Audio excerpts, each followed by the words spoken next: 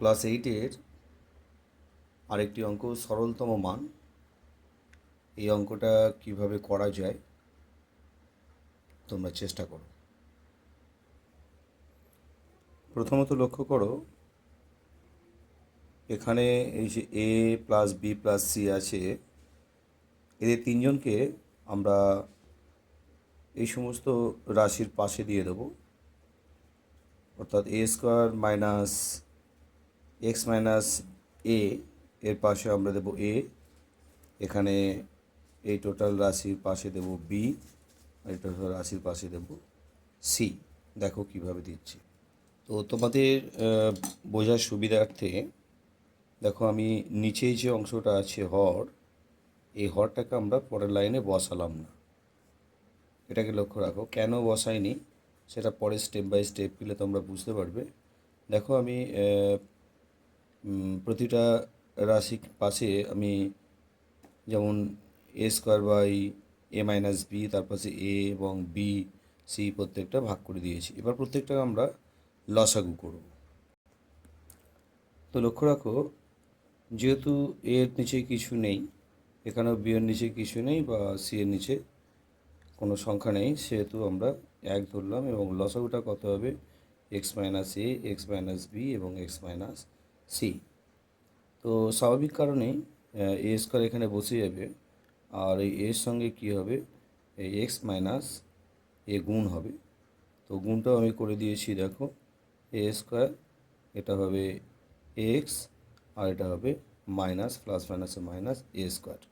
এভাবে পরের যে রাশিটা আছে সেখানে দেখো বি দিয়ে গুণ করলে এ স্কোয়ার, হ্যাঁ, plus b x plus b minus b square.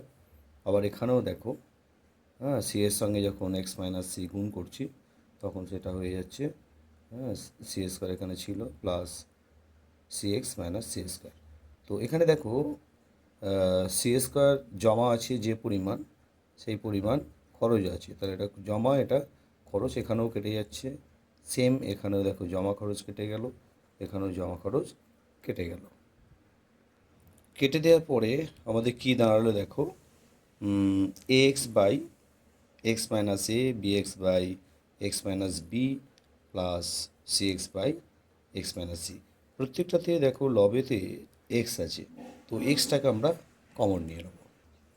Common নেওয়ার পরে যে সংখ্যাটা দাঁড়িয়েছে সেটা দেখো, এখান থেকে যখনই এক্স উঠে গিয়েছে তো তখন কি হচ্ছে না, A by X minus A plus B by X minus B plus C by X minus C.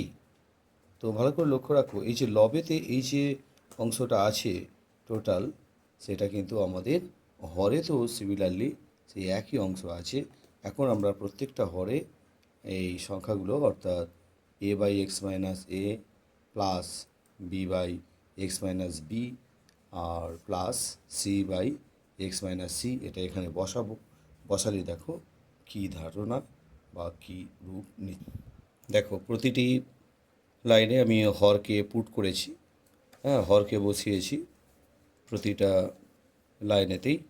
তো শেষ লাইনে দেখো আমরা চলে এসেছি, অর্থাৎ লবে যে পরিমাণ রাশি আছে ঠিক সেই পরিমাণ রাশি আমাদের হরেও আছে। তো আমরা জানি হর এবং লবে কোনো একই সংখ্যা থাকলে, যেমন মনে করো 5/5, তো সেটা কেটে গিয়ে কত হয়? 1 হয়। তো সিমিলারলি এই দুটোকে আমরা কেটে দিতে পারি। কেটে দেওয়ার পরে, হ্যাঁ, কে পড়ে আছে না এক্স পড়ে আছে, হ্যাঁ, অতএব এক্স হচ্ছে অ্যান্সার। ওকে।